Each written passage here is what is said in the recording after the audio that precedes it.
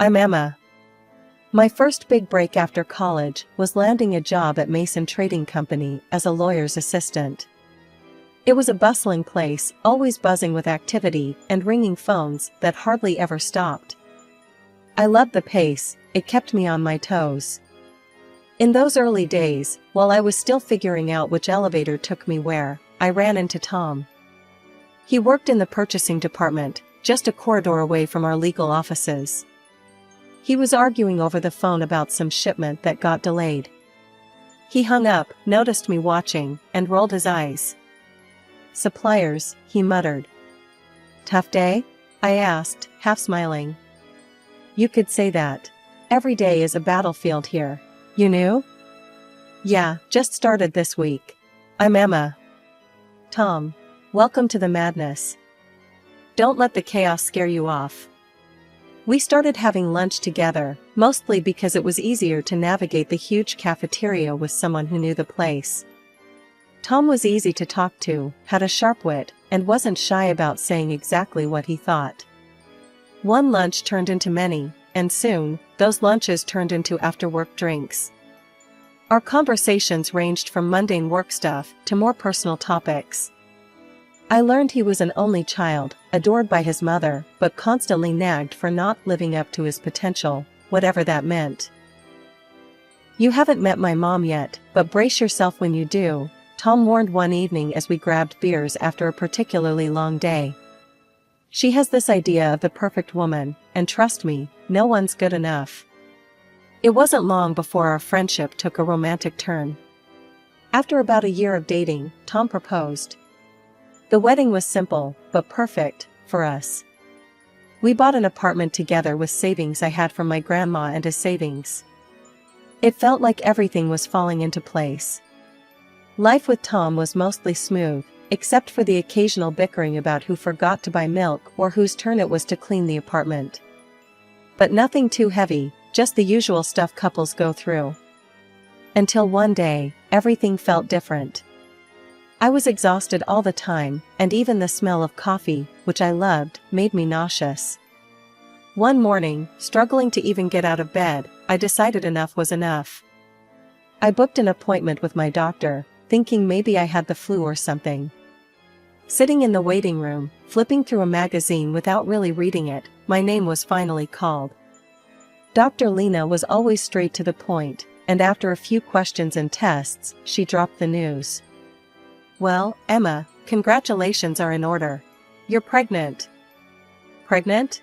I repeated, the word foreign and heavy. "Are you sure?" "Quite sure," Dr. Lena smiled, handing me the test result. "But you need to be careful. Your body's signaling a few warning signs. Nothing too scary, but you need rest, less stress." I nodded, my mind racing. Pregnant? How would Tom react? I couldn't tell over the phone. This needed a face-to-face. Walking through the door of our apartment that evening, I found Tom on the couch, eyes glued to his phone.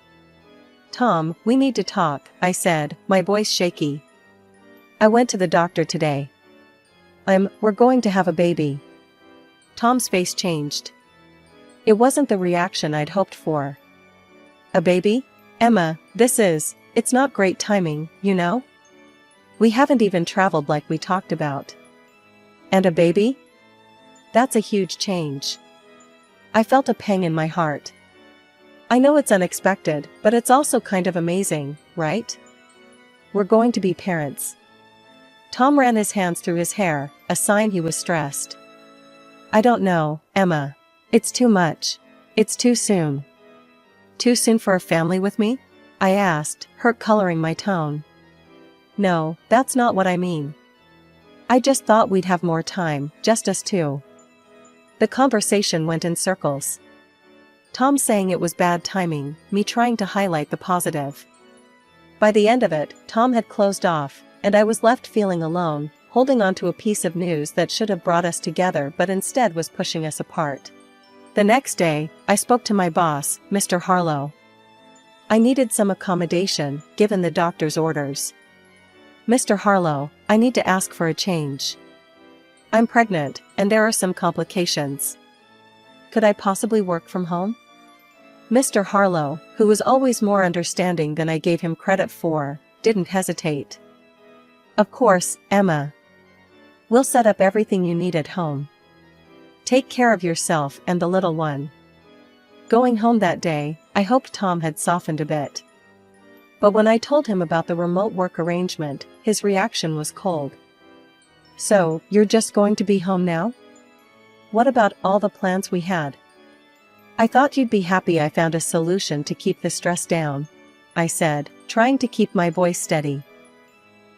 Emma, it's like you're not even listening. I said it's too soon for all this, Tom snapped back. I went to bed early that night, feeling the distance between us grow. As I lay there, the reality of my situation sinking in, I realized this journey was going to be tougher than I thought. The air in our apartment felt heavier these days, like each day was a cloudy one, even if the sun was shining outside. Tom's affection seemed to drain away as quickly as it came. He grew more distant, more irritated by the small ways my life had to change because of the pregnancy. He said he felt neglected, like he was second to my health and the baby's needs. His mom, Mrs. Blackwell, was no help either. She called one afternoon, her voice as cold as the winter wind. Emma, this child. It's not the right time. You should be focusing on supporting Tom, not dragging him into fatherhood. I clenched the phone tighter, fighting the sting in my eyes. It's not like I planned this by myself, Mrs. Blackwell. It's our child, not just mine. There are options, you know. You're just choosing the most selfish one. Her words sliced through me, leaving me feeling hollow inside. As if that wasn't enough, Tom's behavior started changing even more. His cologne was masked by another scent, a woman's perfume, unfamiliar and sweet, clinging to his clothes. The first time I smelled it, I convinced myself it was a mix-up at the dry cleaner. But then, it happened again. And again. He also started staying out late, mumbling about needing to catch up on work, and his weekends were booked up with sudden business trips. It was too much to chalk up to coincidence. I held my tongue, not wanting to believe the worst, but the seed of doubt was planted. I couldn't ignore it anymore. That Saturday, when Tom mentioned another business trip, I reached out to Mike, an old classmate who now worked as a detective. We met at a small cafe, the kind where you could talk without every table overhearing your conversation. Mike slid a folder across the table to me. I got what you asked for, Emma. You sure you want to see this? I nodded, not trusting my voice, and opened the folder. The photos were clear, unmistakable. There was Tom, and with him, a woman I recognized from his office, a new hire that he'd mentioned in passing. Emma, I'm sorry, Mike said, his voice low. There's video too. It's consistent. My heart sank to the soles of my feet. Thanks, Mike. I needed to know. I went home, numb and carrying the folder like it was made of lead. As I turned the key in the lock, the door swung open. Mrs. Blackwell stood there, her face twisted in disapproval. I came to see how you are. Tom said he's worried about you, all alone here. Her eyes darted around, suspiciously. I know about Tom. He's not on a business trip. He's with someone else, Mrs. Blackwell. She scoffed, her defense quick and sharp. You're driving him away. Always sick, complaining, needing things. What man wants that? That's no excuse for cheating, I shot back, anger rising. And you think having his baby will fix things? No one in the family wants this child, Emma. Only you. Her words were like a physical blow. Get out, I said, my voice trembling. Now. She threw her hands up and stormed out, slamming the door behind her. The silence after was deafening. I sat on the couch, feeling numb and hollow. 30 minutes felt like an eternity as each second passed with heavy, painful ticks, echoing the throbbing in my heart. My mind was racing, but a dreadful resolve settled over me. I had to face Tom and see the truth with my own eyes. Mike had given me all the details I needed. "There at the Grandview Hotel, room 718, he'd said, his voice filled with reluctant professionalism. My hands were shaking slightly as I parked the car and walked into the hotel lobby, my stomach in knots. I took the elevator, my heart pounding in my ears with each floor it passed. When the doors opened, I stepped out into a brightly lit hallway that felt too cheery for what I was about to do. Room 718 was just down the hall, and as I approached, I could hear laughter and the clinking of glasses. My hand trembled as I knocked on the door. "Room service must be here with the champagne." I heard a woman's voice, chirpy and carefree. After a few seconds that felt like hours, the door swung open. Tom looked out, his expression changing from anticipation to shock in an instant. "Emma? What? How did you find?" "I know everything, Tom," I said, my voice stronger than I felt. Without waiting for an invitation, I pushed past him into the room. The sight that greeted me was like a slap. There she was, his mistress, half-dressed, scrambling to cover up as if modesty meant anything now. Tom recovered from his initial shock and his face hardened. "Why are you here, Emma? To spy on me? To beg?" "Beg?" I echoed, incredulous, feeling a bitter laugh rise in my throat. "I came for the truth, not that you'd know anything about that." He scoffed, stepping closer. "You want the truth? Here it is. I'm not happy with you anymore. You're always so wrapped up in yourself and this baby." His mistress, now somewhat dressed, smirked and added, "Maybe if you paid more attention to him, he wouldn't be with me." Her words stung, but it was his agreement, the nod he gave her, that twisted the knife deeper. "Yeah, you should be thanking us. We're just waiting for your baby to be born. Then I can finally move on properly." The room spun around me, and a sharp pain stabbed through my abdomen. I doubled over, gasping, the shock and pain mingling into a nauseating swirl. "Tom, I think something's wrong," I managed to say, my voice a whisper of desperation. "Please, call an ambulance." He and his mistress exchanged a look, a quick, dismissive glance, and then he turned back to me. "You're probably just overreacting, like always." They dressed quickly, stepping over me as if I were just another obstacle in their path. The last thing I saw before darkness claimed me was the closing door, the click of it shutting echoing ominously in the cold, empty room. I woke up to the gentle, yet urgent, voice of a maid trying to rouse me. Ma'am, can you hear me?" Her face swam into view as I blinked away the darkness clouding my vision. The pain was still there, a dull ache that seemed to echo through my entire body. "Where am I?" My voice sounded hoarse, foreign even to my own ears. "You're still in the hotel room, dear. I found you on the floor. I'm calling an ambulance now." True to her word, the next thing I knew, I was being wheeled through the emergency room.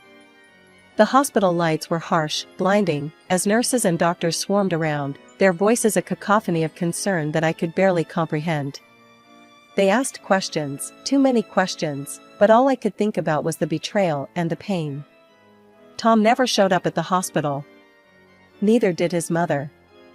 Calls went unanswered, their silence more painful than any physical wound. By the time the doctor came with the news that I had lost the baby, the grief was so heavy, so overwhelming, it was all I could do not to scream.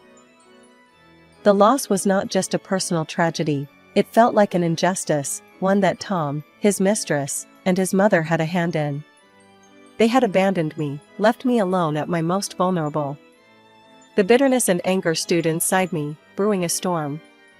After what felt like an eternity, the hospital discharged me. I drove straight to our apartment, and began packing Tom's things. Each shirt I folded, each sock I threw into the box, was a severance, a cutting of ties. With his belongings piled in the trunk of my car, I drove to Mrs. Blackwell's house. I didn't bother with niceties. I unloaded his things right in the driveway, letting them fall wherever they may. I didn't knock, I just walked in. Mrs. Blackwell was sitting in the living room, a look of resignation on her face. She knew why I was there. "Emma," she started, her tone weary, "you should just leave. Take what dignity you have left." "Dignity?" I laughed, but there was no humor in it. You think I came here for a lecture on dignity from you? He's my son. I stand by him. And he will be better off without you, she said bluntly. He has excellent lawyers. You'll only embarrass yourself. At that, something snapped inside me. Do you even care that your grandchild is gone? That your son left me alone in a hotel room to lose his child? Her eyes flickered away, unable to meet mine. It's a tough situation. It's done, Emma. I stepped closer, my voice low and steady. How did you feel, as a mother, knowing what happened? Knowing your grandchild was lost? She didn't answer, just looked away, a crack in her composed facade. I will see your son in court, I said, the words heavy with promise. You can tell him that. Turning on my heel, I left her sitting there, alone with the weight of her choices. As I walked back to my car, the cool air felt sharp against my skin, but my path had never been clearer. I would fight. Not just for me, but for the life that was lost, and for the truth that needed seeing the light of day. Stepping into the courthouse, I felt every eye on me, or maybe it was just the weight of what was about to happen pressing down. My best friend from college, Lucy, was right beside me. She'd become a shark in the courtroom, known for tearing apart even the slickest defense. When I told her about everything, she didn't hesitate. I've got this, Emma. And don't worry about the fees. This one's on me, Lucy had said, her voice fierce and reassuring. We sat at our table, papers neatly arranged, evidence at the ready. Across from us, Tom and his mistress looked competent, a smugness that irked me. As the proceedings began, their lawyer painted a picture of me as unstable, broken by grief into fabricating stories. The plaintiff has suffered immense emotional distress, yes, which has led to these wild accusations. There is no substantial evidence of any affair or wrongdoing on my client's part. When it was our turn, Lucy stood, her presence commanding the room.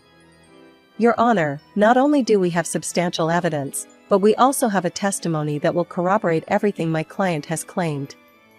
She presented the photos first, clear and undeniable proof of the affair, passed around for the judge and eventually to the opposing counsel who looked visibly shaken as they viewed them. Next, Lucy played the video from the hotel. The room fell silent as the scene played out. I enter the hotel, then Tom and his mistress, laughing, hugging, leave the hotel without a hint of concern. But that's not all, Lucy continued. She called the maid who found me to the stand. Her testimony was simple, but powerful. I found her on the floor, unconscious. They were gone. She could have died. Tom's face had gone white, and his mistress couldn't sit still, her leg bouncing nervously. When they were given a chance to respond, Tom stood up, his voice shaky. This isn't how it looks. We were just scared and confused.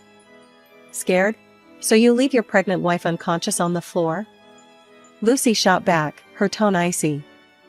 The judge took everything into consideration, the weight of the evidence, the testimonies. After what felt like a lifetime, he spoke. I find in favor of the plaintiff, Emma Blackwell. The evidence of infidelity and negligence is overwhelming. I am granting a 50-50 division of all marital assets, as well as financial compensation for the emotional distress caused by the actions of the defendants. As we walked out of the courtroom, Lucy elbowed me gently, a victorious glint in her eye. How's that for justice? I managed a small smile, feeling a mix of relief and sorrow. Thanks, Lucy. I couldn't have done this without you. Life had been limping back to normal after the courtroom drama. I bought a small apartment, and every new piece of furniture, every picture hung, was a step away from my past torment. The only shadow that loomed over my fresh start was seeing Tom and his mistress together at work, a constant reminder of the betrayal. One afternoon, as I was sorting through some legal briefs, my phone buzzed with a number I hadn't seen in a while. It was Tom's mother, Mrs. Blackwell. Emma, could we meet? I need to talk to you. Her voice trembled over the phone. I hesitated, memories of our last encounter flashing through my mind. Why should I meet you, Mrs. Blackwell? It's about Tom, and your company. Please, I wouldn't ask if it wasn't important. Curiosity piqued and a bit of old loyalty to the company that stood by me, I agreed. We met at a small cafe, away from prying eyes. She looked worn, her eyes rimmed with red, as if she had been crying. Tom, he's not the boy I raised anymore, she started, not meeting my eyes. He and that woman, they're planning to cheat the company, sell off assets, and they want to force me out of my home. Her words hung heavy between us. I was still processing when she grabbed my hand, her grip surprisingly strong. Please, you're the only one I can trust to stop this. The plea in her eyes was real, but so was my reluctance. Mrs. Blackwell, your family drama is not my business anymore. It's not just family, Emma. It's your company too. They're planning something big. It could ruin everything. Her urgency struck a chord. I was, after all, part of that company. It had given me a chance when I was just a college grad, and many of my colleagues were like family. All right, I'll look into it, I conceded, more for the company than for her. Back at work, I started digging. I quietly pulled records and contracts, tracing the trail of transactions Tom and his mistress were involved in. It didn't take long to spot irregularities. The numbers didn't add up, goods were being purchased at inflated prices, far above market value. Armed with evidence, I made my way to the director's office. Laying the documents on his desk, I watched his eyes narrow as he scanned the evidence. This is serious, Mr. Harlow stated flatly, looking up at me. I'll handle this from here. Thank you, Emma. You may have just saved this company from a significant loss. Leaving his office, I felt a mix of relief and anticipation. Walking past Tom and his mistress, I caught snippets of their mocking laughter. I couldn't help but smile to myself. Justice had a way of finding its path, no matter how twisted the road might be. After exposing Tom and his mistress, a full-scale investigation rippled through the company. As it unfolded, I was often called to testify, detailing every discrepancy and irregular transaction I had uncovered. The courtroom once again became a familiar setting, but this time I stood confidently, bolstered by the truth and the mountains of evidence that supported our claims. The legal battles were intense and draining. Tom and his mistress faced the consequences head-on. The company, having suffered significant potential losses, pursued justice relentlessly, culminating in a multi-million-dollar lawsuit against the duo. The verdict was as expected, guilty. The court's decision barred them from holding any senior positions in the future, a fitting end to their corporate malfeasance. Amidst the chaos, my own career took a surprising but welcome turn. The company recognized my efforts and promoted me to a senior lawyer, an acknowledgement that came with a significant award. One quiet afternoon, as I was organizing files in my new office, a spacious room with a view of the city skyline, my phone rang. The screen displayed a number I hadn't seen in a long while. Mrs. Blackwell. Emma, it's me, her voice came through, tinged with humility, a stark contrast to our last encounters. I wanted to thank you for saving my home from being sold out from under me. Her gratitude was genuine, and despite everything, I felt a twinge of sympathy for her. You're welcome. I did what I felt was right. There was a pause, a breath of silence, before she added, I was wrong about you, Emma. So very wrong. I used to think you didn't deserve my son, but I've come to realize it was he who didn't deserve you. Her words, unexpected and raw, took me by surprise. Thank you for saying that. It means more than you might know. Could we meet? I'd like to apologize properly, face to face, she suggested, a hint of hope in her tone. I considered her request. All right, Mrs. Blackwell. Let's meet. We decided on a quiet cafe, neutral ground, for what was to be a frank conversation. Sitting across from her, I saw the changes the months had wrought on her. Gone was the haughty demeanor, replaced by a somber reflectiveness. Emma, I'm sorry for everything. I was blinded by my own expectations, my own desires for Tom, that I couldn't see the truth. You were always the stronger person, and I admire that deeply now, she confessed, her eyes not meeting mine. It's been a tough journey for us all, I acknowledged, my voice steady. But your apology is accepted, Mrs. Blackwell. We talked more, about life, about lessons learned. It was clear that friendship wasn't on the table, but mutual respect hung in the balance, a fine thread that connected our shared history. Leaving the cafe, I felt lighter, as if her words had lifted some of the shadows of the past. I walked back to my office, past the now empty desks of Tom and his mistress, a reminder of the bullet dodged. Their laughter no longer echoed through the halls. Instead, my own steps sounded a steady beat towards the future.